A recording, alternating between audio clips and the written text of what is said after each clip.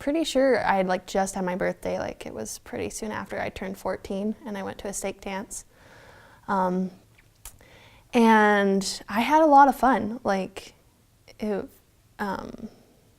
was really fun. Like I didn't know if I was going to enjoy dancing, and I did. And I enjoyed like the fast dances where you'd like get in groups and like dance around and stuff. So I came home from the dance, and I think she was in bed, because, you know, dances kind of go late or whatever. Oh yeah, she was like sitting in bed, you know, like in bed with the baby. Dad was probably right here, asleep. Anyway, yeah.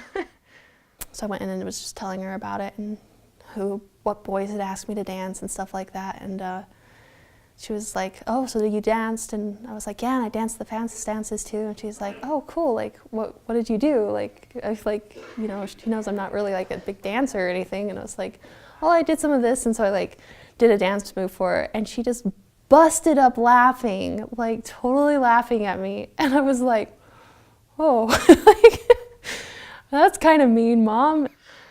Yeah, I mean, I know I like only like did like maybe 2 seconds of dancing before she just like busted up and like keeled over laughing. And she's kind of like a louder person. Like she's not like me. Like I'm more like my dad, that I'm like soft spoken. And she's like one of those people that you can kind of like hear her across the room or a couple of rooms, you know. She's just got like one of those voices that carry. And so I remember it being a very loud kind of like laugh. I can't imitate, but she kind of had to do that thing where you backtrack a little bit and like, "Oh no, it wasn't that bad." Like it was just funny because it was unexpected or whatever, but like kind of the damage had already been done, where I was like, "Oh, I must be a really dorky dancer."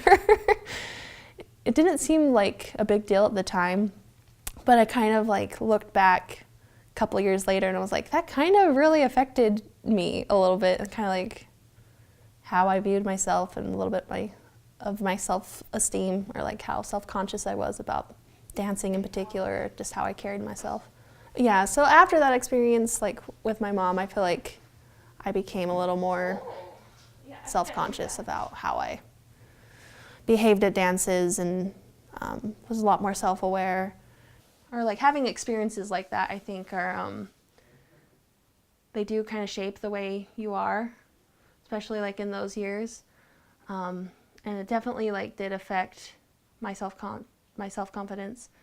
And it also kind of affected like my relationship with my mom, I think, for a while there, where I wasn't quite as open with her, and I kind of thought she must think certain things about me that I know now that aren't true. I just was in my head kind of thing.